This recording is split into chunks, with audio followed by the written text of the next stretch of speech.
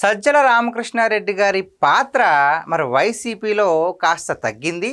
అంతేకాకుండా ఆయన ప్రాధాన్యం కూడా చాలా వరకు తగ్గింది. మరి ఆ ప్లేస్ని చెవిరెడ్డి భాస్కర్ రెడ్డి గారు భర్తీ చేస్తున్నారు అనే ఒక వార్త ఇప్పుడు రాజకీయ వర్గాల్లో బాగా ఊపందుకుంటుంది. అసలు విషయం ఏంటి, మరి వీళ్ళిద్దరికి వచ్చిన క్లాషెస్ ఏంటి, అసలు క్లాష్ అయిందా లేదా, అయితే మరి క్లాష్ అవ్వకపోతే ఎందుకు సజ్జల రామకృష్ణారెడ్డి గారి ప్రాధాన్యం వైసీపీ కోటరీలో తగ్గింది, మరి ఈయన ప్రాధాన్యం ఎందుకు పెరుగుతుంది, ఈ విషయాలన్నీ కూడా ఈ వీడియోలో తెలుసుకుందాం. యాక్చువల్గా మరి సకల శాఖ మంత్రిగా జగన్మోహన్ రెడ్డి గారికి అత్యంత ఆప్తుడిగా, సన్నిహితుడిగా, సలహాదారుడిగా, మరి అన్నిటిని కూడా ఏది వదలకుండా 360 degrees కవర్ చేసేలాగా మరి ప్రతి వ్యవహారంలో ఉండేటువంటి సజ్జల రామకృష్ణ గారిని కాదని మరి ఆ ప్రాధాన్యత, ఆ పాత్ర, మరి ఆ ప్రాధాన్యత చెవిరెడ్డి భాస్కర్ రెడ్డి గారి దగ్గరికి వెళ్ళడానికి గల కారణం డబ్బు మీన్స్ డబ్బు ఖర్చు పెట్టడం. సజ్జల రామకృష్ణారెడ్డి గారు ఎన్ని విషయాల్లో ఉన్నా సరే మరి వ్యక్తిగతంగా ఖర్చు పెట్టలేకపోవడం, మరి చెవిరెడ్డి భాస్కర్ రెడ్డి గారు డబ్బు విషయాన్ని పక్కన పెట్టి మరి జగన్మోహన్ రెడ్డి గారికి అత్యంత ఆప్తుడిగా ఉండాలని, సో డబ్బు పోతే పోయింది ఏముంది, అలాగో సంపాదించుకున్నది కదా, ప్రజల దగ్గర నుంచి లాక్కున్నదే కదా అని చెప్పేసి ఆయన ఏం చేశాడు, వ్యక్తిగతంగా డబ్బు ఖర్చు పెట్టడం మొదలుపెట్టాడు. ఏ విధంగా, పార్టీ కార్యక్రమాలకు కావచ్చు, లేదంటే జగన్మోహన్ రెడ్డి గారి పర్యటనలకు కావచ్చు, అదేవిధంగా జనాలను పోగేయడానికి కావచ్చు, మరీ ముఖ్యంగా మరి జగన్మోహన్ రెడ్డి గారి ఛానల్కి ఏదైతే ఉందో దానికి ప్రకటనలు అందివ్వడం, కోట్లాది రూపాయలు ఖర్చు పెట్టడం, ఇవన్నీ చేసి జగన్మోహన్ రెడ్డి గారి దృష్టిలో మరి చెవిరెడ్డి భాస్కర్ రెడ్డి గారు చాలా అంటే ఆప్తుడిగా మిగిలిపోయారు. అయితే ఇవేవి కూడా సజ్జల రామకృష్ణారెడ్డి గారు చేయలేకపోవడం వల్ల మరి ఈ ప్రాధాన్యత తగ్గింది అనే వార్త బాగా హల్చల్ అవుతుంది. అయితే మొత్తానికి కోటరీలో అంతర్గత యుద్ధం మొదలైంది. కోటరీలో కొన్ని పెను మార్పులు జరుగుతున్నాయి.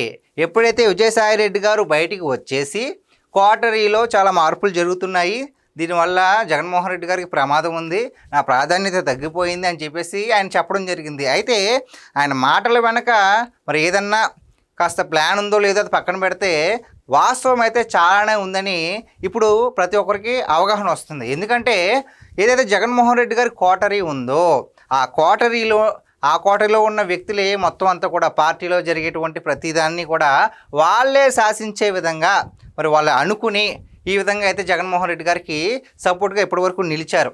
మరి ఏదైతే మరి కోటరీలో కాస్త మార్పులు రావడం, ఒకరికొకరికి మనస్పర్ధలు రావడం, లేదంటే భేదాభిప్రాయాలు రావడం, ఇంకా ఈ విధంగానే సో ఏంటి, నువ్వంటే నువ్వు, నేనంటే నేను, సో ఇలాగా భేదాభిప్రాయాలు రావడం, సో ఎక్కువ తక్కువ అనే ఆలోచన రావడంతో మరి జగన్మోహన్ రెడ్డి గారి పార్టీలో ఉన్నటువంటి కోటరీలో కాస్త ఇప్పుడు అన్బ్యాలెన్స్డ్గా ఉందనే చెప్పుకోవాలి. అయితే ఇప్పటికే పార్టీ పరిస్థితి చాలా అధ్వాన్నంగా తయారైంది. ఎందుకు అంటే ఎవరు చూసినా సరే సక్రమంగా మాట్లాడలేకపోవడం, అధికారం లేకపోయినా వీళ్ళు ఏంటి ఇంకా ఇలా ఉన్నారు, సరైన రీతిలో మాట్లాడట్లేదని ప్రజల్లో ఇంకా చిన్న చూపు రావడం. ఇప్పుడు నెక్స్ట్ టైం ఏమైనా వస్తారా అనేది పక్కన పెడితే కనీసం ప్రతిపక్ష హోదా ఈసారైనా వస్తుందా అంటే ఇప్పుడు వచ్చినవి కూడా రావు అని చెప్పేసి ప్రజలు చాలా అంటే చాలా గట్టిగా నమ్ముతున్నారు. ఎందుకంటే వాళ్ళ యొక్క బిహేవియర్ మాత్రమే.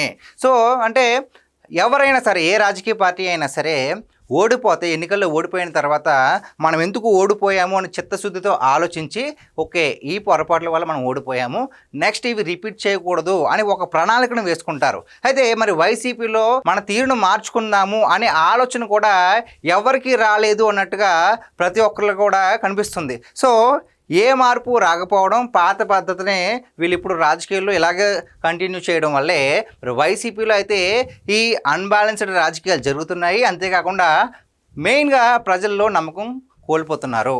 సో ఈ విధంగా ఉండడం వల్ల జగన్మోహన్ రెడ్డి గారికి ఇంకా చాలా నష్టం అని చెప్పేసి రాజకీయ విశ్లేషకులు కూడా చాలామంది అభిప్రాయపడుతున్నారు. మరి మీరేమంటారు? మరి ఈ కోటరీలో వీళ్ళిద్దరి మధ్య ఉన్న ఏదైతే అన్బ్యాలెన్స్డ్గా ఉన్న ఆలోచనలు కావచ్చు, లేదంటే ఉద్దేశాలు కావచ్చు, ఇవి తీరతాయా తీరవా? ఒకవేళ తీరితే జగన్మోహన్ రెడ్డి గారికి ప్లస్సా మైనస్సా? మరి మీరేమనుకుంటున్నారో కామెంట్ రూపంలో తెలియజేయండి. Thank you.